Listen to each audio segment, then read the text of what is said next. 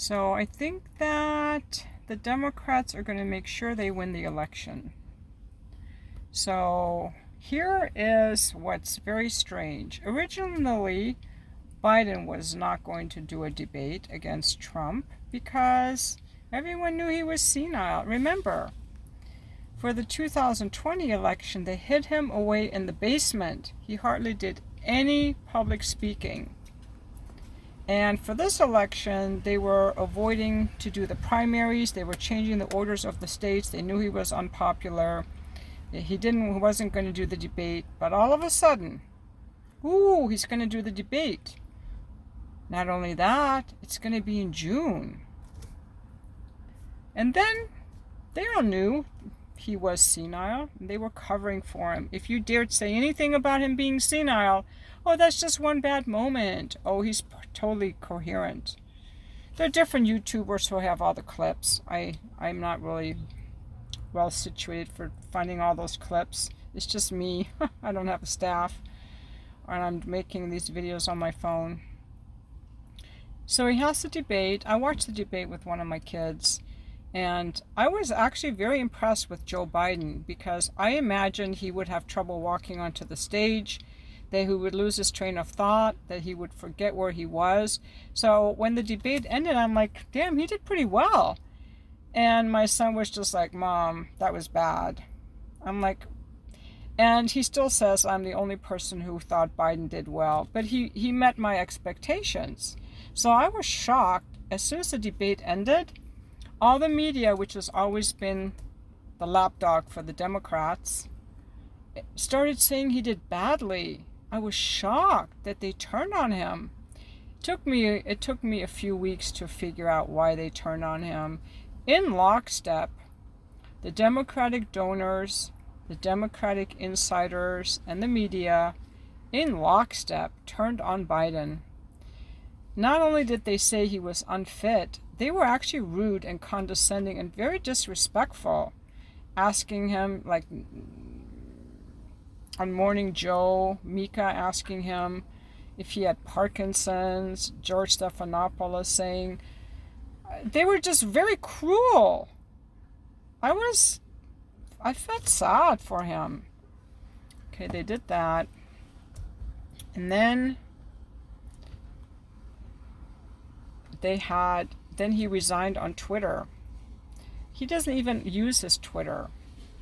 On his own personal letterhead, I don't even think he knows he resigned, to be honest. Supposedly tomorrow he's giving a speech. We'll see. So then they put in Kamala, who they've had an eye on for a long time. She's someone they can boss around. I mean, Biden was senile, so they could do what they wanted. Kamala has no backbone. They can do what they want. They'll make him look good for their, their woke agenda. We got a woman of color. She's Indian, by the way. She's not African American, but we have a woman of color. And they all finally got behind her, except Obama. Obama hasn't got behind her because Obama is still trying to have an open convention. Now, in the meantime, they're really pushing her. As soon as they put her in as the nominee, they already started, they had the ads ready, the polls ready. The polls showing her as a favorite, it had a higher percentage of Democrats. Oh, she filled a whole high school gymnasium. Wow. Must love her. People must love her. They're gaslighting us into her being so beloved. They're gaslighting us. But it's not over yet. They also did a thing, I was reading this on Twitter, I don't know if this is true, that some rich Swiss guy donated $12 million to her through Act Blue, which they were able to parson out into 167,000 donations, making it look like she got donations from the public. They're trying to change laws in some states. They're trying to figure out what to do, but they're not done yet, because what's going to happen, see, no one's ever really liked Kamala Harris. And I don't think she's going to get votes, that many votes. They know it. This is what they're going to do. We gave it our best shot. Something's going to happen. A bunch of dirt's going to come out on Kamala. It might be the Trump campaign that finds dirt. It could be the Republican insiders doing a job. A bunch of dirt's going to come out, and then they're going to be like, oh my God, Kamala, she doesn't have the donors. She can't get the nomination. The delegates can't have her. Oh my God, what are we going to do? What are we going to do? And then they have the convention, the end of August, and they're going to do something there. And guess who they're going to put in? Hillary and Gavin. That's one possibility. I credit my hairstylist with that. I was thinking Hillary or Gavin, but she's saying both. But it could also be someone like Governor Kelly, who's also a military guy. Hillary, pretending to back Kamala? Come on, I know Hillary. I mean, I don't know her personally, but she's an ambitious woman. She's a warmonger. She has no heart. She's going to try to get in there somehow. So my prediction is Hillary and Gavin on the ticket. Kamala's going to be out. Now, why were they trying to assassinate Donald Trump? Who would possibly do that? Okay. I watch, you guys know some of the channels I watch. I watch Scott Ritter, former inspector, general, nuclear inspector in Iran, weapons inspector. He's done a lot of work in Russia, Israel, Afghanistan, Colonel McGregor, Judge Napolitano. And these guys are all friends with Trump, which has made me change my opinion on Trump a little bit. And they're saying things like, and I'm not quoting them, this is to the best of my recollection, that in the first administration, Trump's not a war guy. He's not into drugs and he's not into war. He's like sober, not a war guy. But he is greedy like they all are. I'm not going to try to make him into some kind of cult hero. But he doesn't want war with Russia. I mean, he's kind of protectionist. He doesn't want war with China. He's just going to put tariffs on them. He wants to get along with Russia, probably so he can build hotels there. I think his interest in Israel, I don't know what that's all about, because he did move the capital from Tel Aviv to Jerusalem, and that wasn't really a good idea for making peace in the Middle East.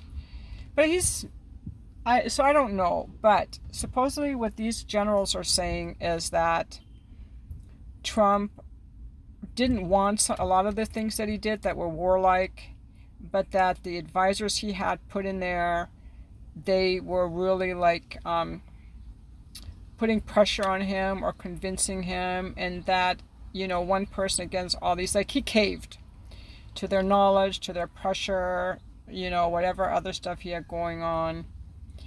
But this time he's not going to make the same mistake. This time he's bringing in people who are not warmongers, and he's not going to let himself be pulled around so easily. And he also seems to have a more measured tone. He's not firing off all these angry tweets. He has a little bit more respectful language, so I think he could be a little better, and that's not okay with the deep state. The deep state, were CIA, FBI, and so on, they want the U.S. to be the hegemony superpower. That's why when the U.S. gives aid to other countries, they put all these strings in so that these countries are permanently beholden to the U.S. and can never repay their debt. They're not real partnerships. Like, we have weakened Africa. We weaken every country we try to help. We've got to be the superpower. And one of the goals of the deep state has been to weaken Russia and weaken China. The U.S. is not going to go to war with Russia. It's going to be the end of the world, or with China. But they want to weaken them. And the plan was to weaken Russia by going into Ukraine, which they did. Obama was involved in it. They overthrew the democratically elected president of Ukraine in 2014, pushed him out, and put in Zelensky, who was a comedic piano player, played the piano with his penis. You got to watch it. It's on a video. Pretending to play it with his penis. But anyway, And so they thought they could weaken Russia with the tariffs and the proxy war. But Russia's just getting stronger, and now Russia has formed all these alliances. Now whether they want to weaken China by rustling feathers with Taiwan, and I don't think Trump really wants to do that. I think that he would like to have more manufacturing back, and he'll use tariffs. I'm not saying he's going to solve everything, but I don't think he really likes war the way that the deep state likes war. That's why they had to get rid of him. I believe it was an inside job. Definitely was an inside job. They're trying to cover it up, and I think that his life is at risk. But Kamala's wouldn't be, and neither would Hillary or Gavin's, because they're playing along with the deep state. The last president who tried to make peace with Russia, you know what happened in 1963 with Kennedy. So, I'm kind of leaning a little bit more towards Trump because there's a sliver of hope that he could make peace. And that's what we really need. But I don't know. I can't vote anyway. I'm not a U.S. citizen. I'm an EU citizen, so I can't vote. But if I did vote, I don't know, I would probably go third party. I really think we need a third party. But a third party can never win. You see all the games they play. All the laws they change, all the shenanigans. So even if you're the presidential nominee for the Democrat Party, you're Biden, they can kick you out. You're Trump, they can come after you with the pew-pew. You know, what chance does someone like Jill Stein have, or Bobby Kennedy? You know, they're going to keep you out. But I used to think that the election wasn't stolen, but now I'm wondering, I'm questioning everything. It wouldn't be stolen in a state that's obviously red or blue, but in a swing state like Georgia, I don't know. I think that if the Democrats do something, like what was that big computer outage we had? Was that a test run for something bigger? If there is a computer outage around the election time, I think people are going to revolt in the streets. I think people are going to get really pissed off. They're making it more and more obvious in their desperate attempt to hold on to their war powers. What happened to the Boeing whistleblowers? 2 of them, suicide? You know, it could just be the military-industrial complex behind it. If you go against the wars, they're going to take you out. Now, Joe Biden played along. He was a good little boy. He played along with all their war stuff. He's a war criminal, too. But I still don't know why they got rid of Joe. I think it could have just been Hillary trying to be like, we gave him his chance. He's out. Because originally he said he would only do 1 term. And so certain people had their sights on it. They're not going to lose that. I mean, he's been senile the entire time. That's not the reason. And he went along with all their wars. He didn't object to any of it. I think he loves the wars. By the way, Benjamin Netanyahu should not be invited to Congress. I think people should meet with him. I think people should talk to him. But he doesn't deserve a red carpet. He should be arrested while he's here. You know, I had someone say, oh, we can't help it what Israel does with the weapons we sell them. Come on.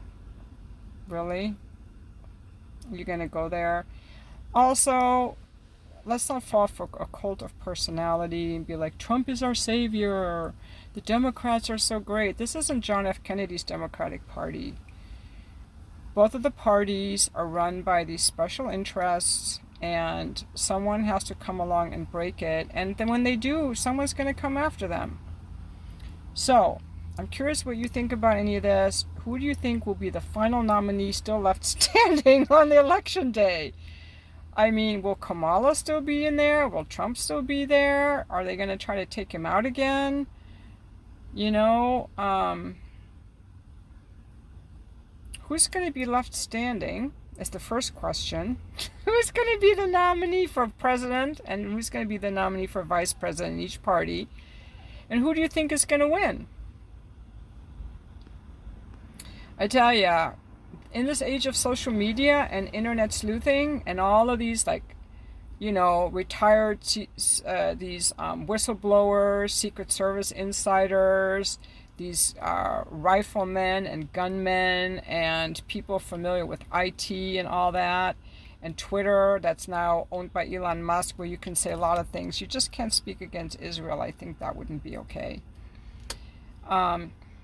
People are waking up to all of the lies we've been told. You know, people are like waking up. Like, this is very entertaining to watch. I hope that I hope that everybody comes out of this in good health.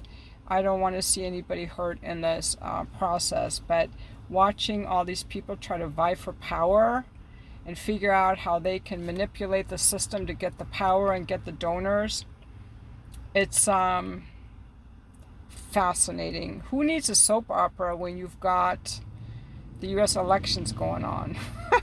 That's what I should call this video. The U.S. election soap opera. I'll be back for the comments, guys.